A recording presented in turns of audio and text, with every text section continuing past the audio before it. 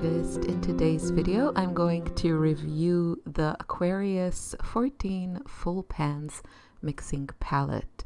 If you enjoyed this video, please give it a thumbs up, and I invite you to subscribe to the channel if you haven't already. So if you're new here, hi, welcome. My name is Irit. I'm a watercolor mixed media artist based in Austria in Europe, and on my channel I share my artsy adventures. So we are going to swatch this set. I'm going to share my opinions of the color selection, who the set is ideal for, what tweaks I would make to it, and which Aquarius set I would choose to get. And after that, I will show you how I painted a really fun landscape abstract type of piece with these colors. So let's start with swatching and talking about the colors in this set. This set costs around 80 euros on Jackson's Art, but occasionally they do have sales on the Aquarius range, so it's worth following that. So let's talk about the colors. We have buff titanium, which I find is a very, very useful color. It kind of helps you muddy up colors, add a little body. Very, very useful when you're doing urban sketching or landscapes or many other subjects. Then let's go into the yellows. So this set includes Hansa Yellow Medium and Quinacridone Gold, which is more of a orangey color. I personally love these two colors. I think they are a great selection when it comes to giving you variety. Probably color purists would prefer something like a lemon yellow and then something like the Hansa Yellow Medium, but I find that lemon yellow gives you more of very, very vibrant colors that are not necessarily real life looking. So I think just a very, very kind of neutral primary yellow is a really good choice. And Quinacridone Gold is a favorite among many, many artists, and for good reason. It is lovely for trees and landscapes and also other scapes, cityscapes. So I think it's a great addition to this range. Then let's get into the reds or pinks. There are three: Pyrrole Scarlet, Pyrrole Rubin, and Quinacridone Red. Now, this does give you a good variety. I think the Pyrrole Scarlet and the Pyrrole Rubin are good choices when it comes to variety. It's not my personal favorite, the Pyrrole Scarlet, but if you want mixing variety, those two are great choices. The Quinacridone Red is a lovely color. I do think a Quinacridone Rose would have been a better match here for this set, because you would probably get a slightly better range of violets with something like Quinacridone Rose. That's my opinion, but for some people they might prefer this selection. Now, when it comes to the blues, I would say this is a really, really almost perfect selection of blues. You have Ultramarine Intense, and then you have the Phthalo Blue, so that gives you that reddish blue and the slightly warmer blue. And then you have cerulean, what's it called? Cobalt cerulean. So that's a really great granulating, kind of an earthy, natural blue. So I think they did a really good job here. Then we have Phthalo Green. Again, a good color for a mixing palette. This gives you lots of options with creating grays, also greens. And then we have the four earth tones, which are very, very useful when you're painting landscapes. I think a lot of artists would enjoy having so many earth tones. For me, it's a little bit overkill. I would probably stick with the Goethite, which is really nice, and maybe another one that is kind of heavily granulating, because I personally love that effect. But yeah, it does add variety and kind of makes it easier to mix colors, again, if you're painting more of like real life, real colors type of subjects. Now, if this set looks a little bit familiar to you, it's probably because it's a very, very close match to the Daniel Smith sets that look like this. So the top one is their ultimate mixing set, which was curated by an Australian artist that I think did a great job. And the Aquarius set, I would say, is a dupe for that, with the one difference that the Daniel Smith also has a gray. It has 15 colors, and the Aquarius has only 14 colors. However, the Aquarius set is cheaper, and you get a lot more paint. It is also larger, but you do get a lot more paint. So, and the Daniel Smith set comes in a very impractical palette. So I actually don't recommend to get that set in the plastic palette, or get it with an extra palette that is workable. So when it comes to mixing, you do get a ton of options with this set. And sorry about my hair getting in the way there. I think this set is really lovely for someone starting out and really interested in a great economical set with a lot of variety. And also if you want to paint landscapes, cityscapes, you know, anything nature or reality, let's say. For me personally, I have a slightly different color sense, so there are a few colors here that are missing, but this is totally personal preference, and I can see how this set would be a great starting point, again, for those people and for those purposes that I mentioned. Now, I would tweak it slightly.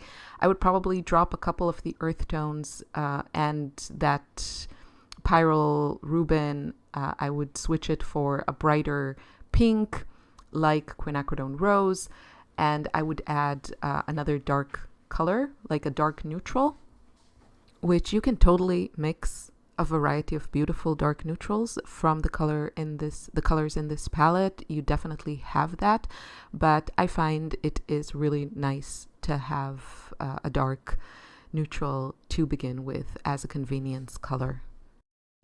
So as you can see, I played quite a bit with this set, and I could easily mix a variety of pretty much every color, with the exception of like super, super, super bright pinks and violets. You could get a pretty vibrant violet from the colors here, but I really like those colors to be super bright. So for me, this is a little bit lacking, but those are also colors that you probably not gonna find in nature. And so I do think that this is a good selection for a mixing set.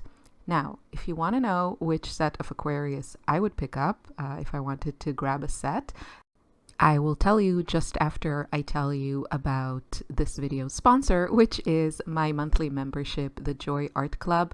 Every month I share inspiration, exclusive videos, and so much more with the members. We have over 70 members now in the community. There is also a hub where you can chat and share with your fellow creatives. It's just a really fun place to be. It's only €9 a month or €79 a year.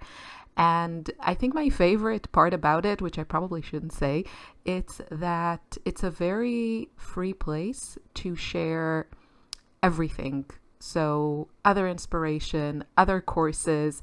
I really wanted it to be a part of this membership that we can share inspiration and not just limit everything to, you know, my video and courses.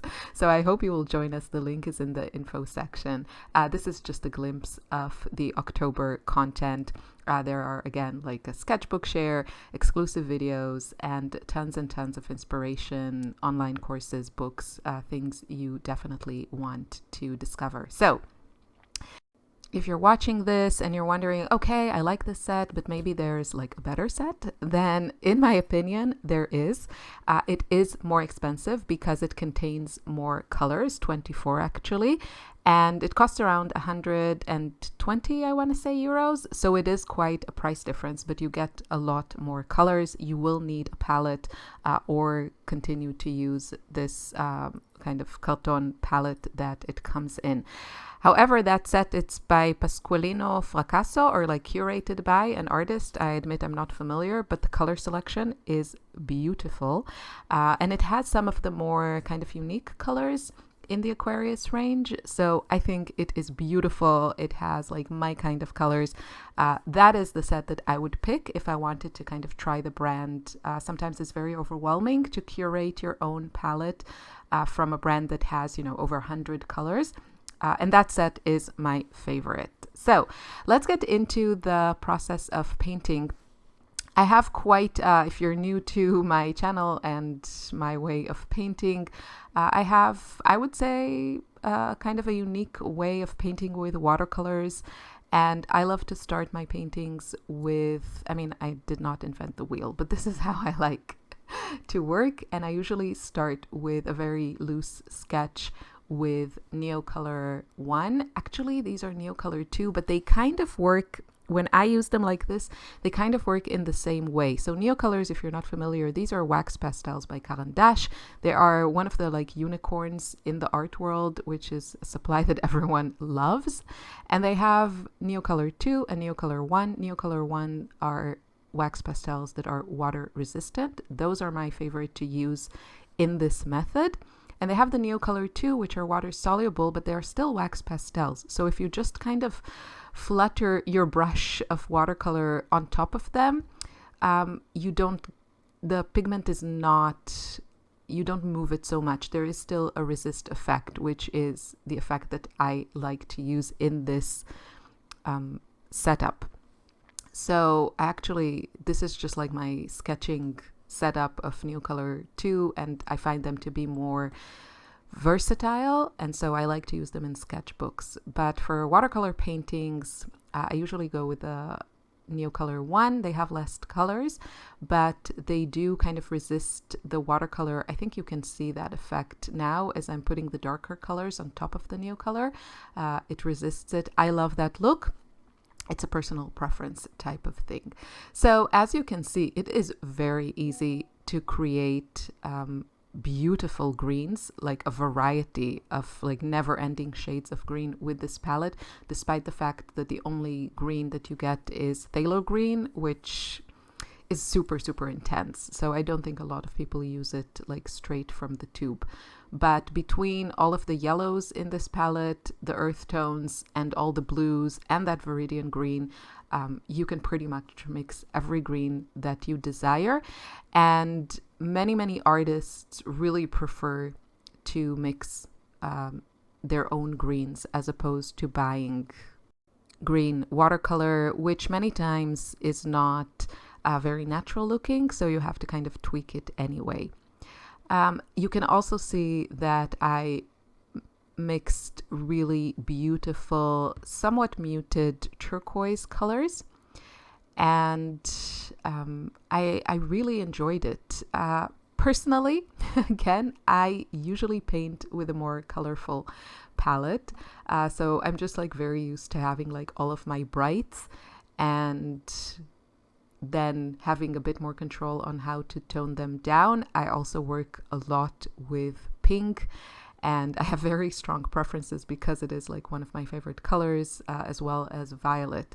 So for me, this was a little bit different, like a little bit challenging. But again, I can definitely see the appeal of such a color story, because I don't know why, but there are a lot of people that don't like pink as much as I do. So I respect that. Okay, I don't respect that. I accept that. But I'm just joking, of course. So I had really the best time playing around with this. And I want to say something about the granulation. So granulation is an effect that depends on two major factors. One is the qualities of the paint. Some watercolors are granulating, some are not. This is, I would say, almost always kind of a unique quality of watercolors. You could create similar effects in, let's say, acrylics, but you have to kind of create it yourself. Like, you don't have a granulating acrylic paint. And for a lot of us, this is a very desirable and aesthetically pleasing effect of watercolors. This has also been quite a trend in the last, I would say, 5 years, maybe a bit less. And you can see that more and more brands are coming out with versions of granulating paints. Now, most of these like special versions, especially when you look at like the Schmincke range of, they came out with like 40 super granulating paints. Those are usually mixes of like ordinary pigments that have been around for decades. And they just kind of created these mixes and then created new kind of concoctions and cocktails of paints that separate and granulate. So what I mean to say is that you can definitely create those yourself if you understand the qualities of paint. Now, that's not to say that some of these colors are beautiful and they're just like great to have as convenience color. I have quite a few in my palette. And Aquarius also has such good cocktail concoctions in their range. So I highly recommend checking that out. But this palette does contain a lot of colors that are naturally granulating, such as some of the earth tones, if not all of them. And then you have the ultramarine blue and that cerulean blue. So you can create a lot of those effects with this palette without having to buy those like specialty colors. And to me, that is one of like the beautiful things of this palette. So one thing, as I mentioned, in granulation is the paint. The other, probably just as equally, but somewhat neglected factor of the final effect is the paper. So I'm using this paper. This is like an unnamed paper from Hannemühle that, I don't know, my local shop seems to have. It's very, very thick. It's not cotton. It works perfectly for my techniques and the look that I like. It's very white. It's somewhat textured, and granulations appear beautifully on it.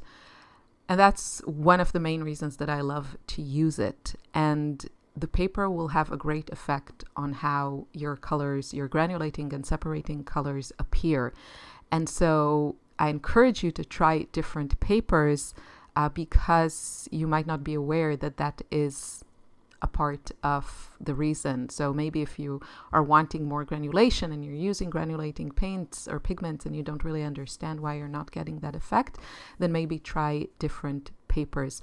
And sometimes the texture like definitely helps to see more of the granulation, because the pigment can just kind of sink into the little the different surface of the paper.